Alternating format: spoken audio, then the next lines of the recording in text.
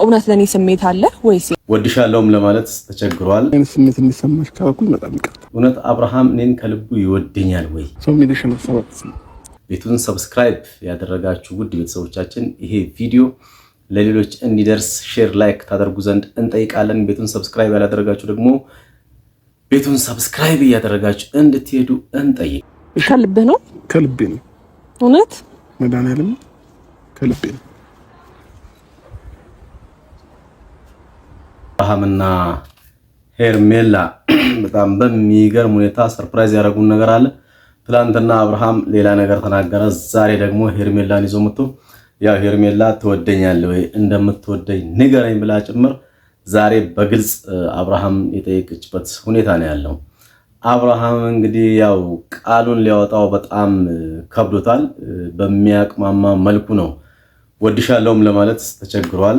ነገር ግን ያው ብቻ ሌላ ጊዜ እናወራለን እንደዚህ በሚል በማታለያ ቃላት የእናቱ ተረት ሳይቀር ጭምር የነገራት የሸወዳት ቃላቱን ሊያወጣው በጣም ከብዶታል። ምክንያቱም ትላንትና ያው ከጓደኞቹ ጋር እንግዲህ አይታቸዋል። ይቅርታ ጠይቆ ጓደኞቹን ምን እያደረገ እንደነበር። ዛሬ ደግሞ ያው ሄርሜላ ለአንዴና ለመጨረሻ ጊዜ ብቻ አንዴ ወንድሙ እየመጣ አንዴ ጓደኞቹ እየመጡ በሌላ ጊዜ እህት የተለያዩ ሰዎች እኔን ስለሱ ብቻ እየጠየቁኝ እያደከሙኝ ነው። ስለዚህ ይሄ ነገር እስከ መቼ ነው የሚቀጥለው? እውነት አብርሃም እኔን ከልቡ ይወደኛል ወይ በሚል ጥያቄ አዝላ መጣለች። ነገር ግን አሁን ሄርሜላ መጀመሪያ ከመጣችበት እና ከተነሳችበት ሁኔታ ስናይ እሱ ሲመጣ ምንድን ነው የሆነችው ሲባል ያው እንግዲህ እንዳያችሁት ሽባ ሆና ነው ልፍስፍስ ብላ ቃላቱም የጠፋባት። ስለዚህ ሄርሜላ እንግዲህ እኔ አብርሃም በጣም የሸወዳት ያው እንደ አሸንጉሊት እየተጫወተባት እንዳለ ነው የሚሰማኝ። ምክንያቱም ትወደኛለህ ወይ ስትለው ያው ቃላቱን አያወጣውም። እኔ አንቺን አዎ እንደዚህ እያለ የመቀባባት ከዛ በኋላ ያው ሙዚቃ የመስፈንና ከዛ ያው ያልጠየቀችውን ጥያቄ እሷ የመጣችበት ሌላ እሱ የሚያነሳው ሌላ። እሷ የጠየቀችው ሄርሜላ ዛሬ ይዛ የመጣችው ምንድነው? እንደምትወደኝ አረጋግጥልኝ፣ እውነት ትወደኛለህ ወይ ነው ጥያቄዋ። አብርሃም ግን እየመለሰ የነበረው ምንድነው?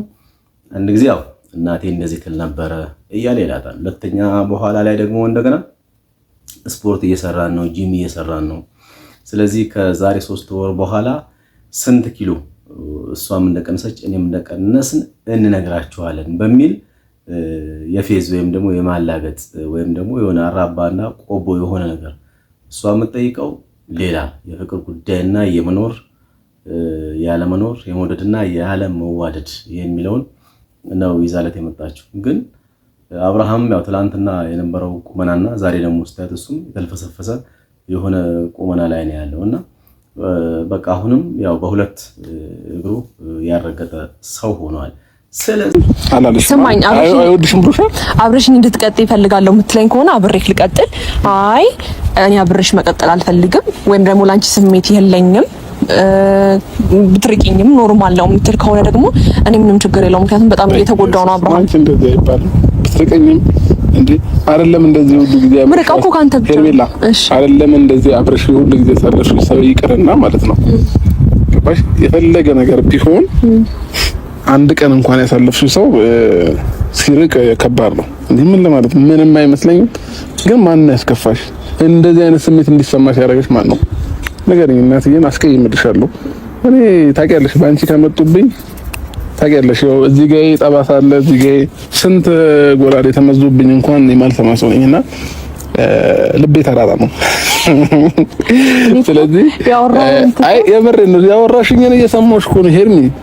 እንዴ ምን ማለት ነው? አንድ ነገር ነው። እኔ ስሜት እውነት ለኔ ስሜት አለ ወይ ስሜት የለክም? ምክንያቱም አብርሃም ባንተ በኩል ሰው እየመጣ አብርሃም እንዲህ ነው አብርሃም እንዲህ አልፈልግም ለነሱ ምላሽ ሆናል ብዬ ስላሰብኩኝ ነው። አብርሃም ለነሱም ለኔ ምላሽ ነው ብዬ ነው የማስበው። ከኔ ጋር ጥሩ ጊዜ ታሳልፋለህ አውቃለሁ፣ እንደምታከብረኝ እኔ አውቃለሁ። ግን ደግሞ እንድጠራጠር እያደረጉ ነው እነሱ ማለት ነው።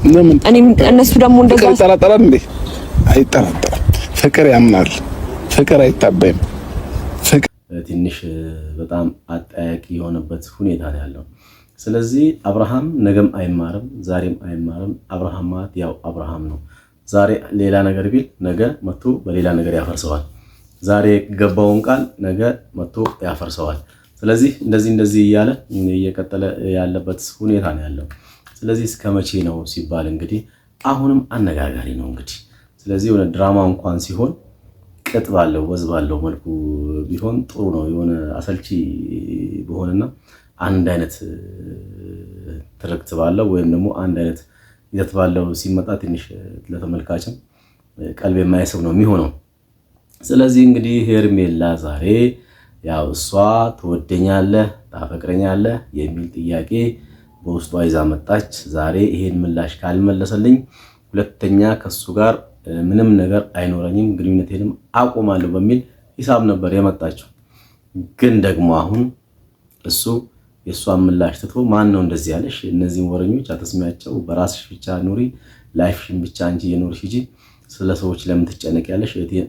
እህቴና ወንድሜ ሲቀሩ እያለም ጭምር ያው ብዙ ማታለያና መደለያ ቃላቶችን እየተጠቀመ በመጨረሻ ላይ እንግዲህ እንደነገርኳችሁ ያው ስለ ኪሎዋ መቀነስና መጨመር የዛሬ 3 ወር ቀጠሮ ይዞልናል።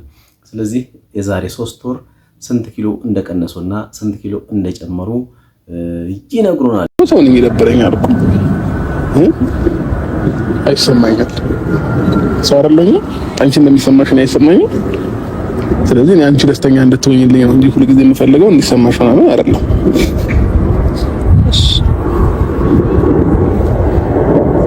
ጥያቄ ግን የገባክ አይመስለኝም ወይስ ማለት በቃ ታየው ይቅር ሁሉ ነገር ስንጨርስ 3 ወር ነው ያለው።